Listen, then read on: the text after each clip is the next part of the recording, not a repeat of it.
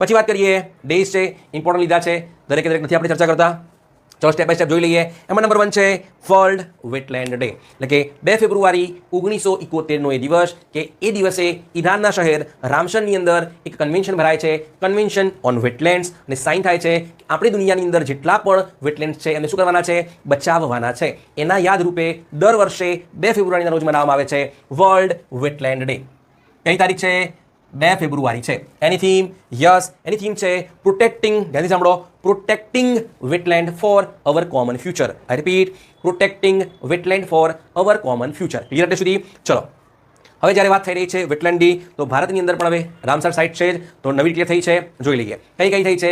એ થઈ છે 4 થઈ છે. આના પહેલાં કેટલી હતી? 85 હતી. કેટલી હતી? 85. 4 થઈ છે. 4 તમારે ધ્યાન રાખવાની છે. કયા રાજ્યની છે એ પણ તમારે ધ્યાન રાખવાની છે. જોઈ લઈએ. નંબર 1 છે શક્કરકોટઈ. કઈ જગ્યાએ? તમિલનાડુની અંદર. પછી છે તીર્થંગલ, તમિલનાડુની અંદર. એટલે કે 4ની અંદર 2 તો ક્યાંની છે? તમિલનાડુની અંદર છે. પછી છે ઉધવા. કઈ છે? દુધવા ના સમજતા, ઉધવા છે, UDHWA, ઉધવા છે. કઈ જગ્યાએ?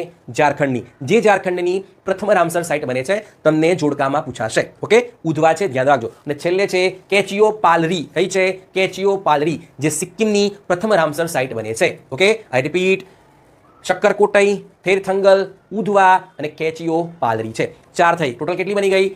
89 બની ગઈ. હવે હું તમને પ્રશ્ન કરું કે ભારતની અંદર સૌથી વધુ રામસર સાઇટ કયા રાજ્યની અંદર છે? એનો આન્સર તમે માર્ક કરશો, તમિલનાડુ છે. કેટલી છે એમાં? 20 રામસર સાઇટ થઈ છે અત્યાર સુધીમાં. ઓકે, હવે વાત કરી લઈએ દુનિયાની. તો દુનિયાની અંદર સૌથી વધુ રામસર સાઇટ હોય એવો કેટલા નંબરનો આપણો દેશ બન્યો છે?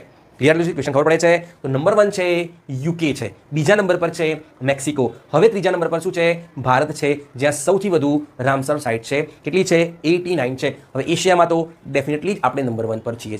બરાબર? ઓકે, ક્લિયર સુધી? ચલો.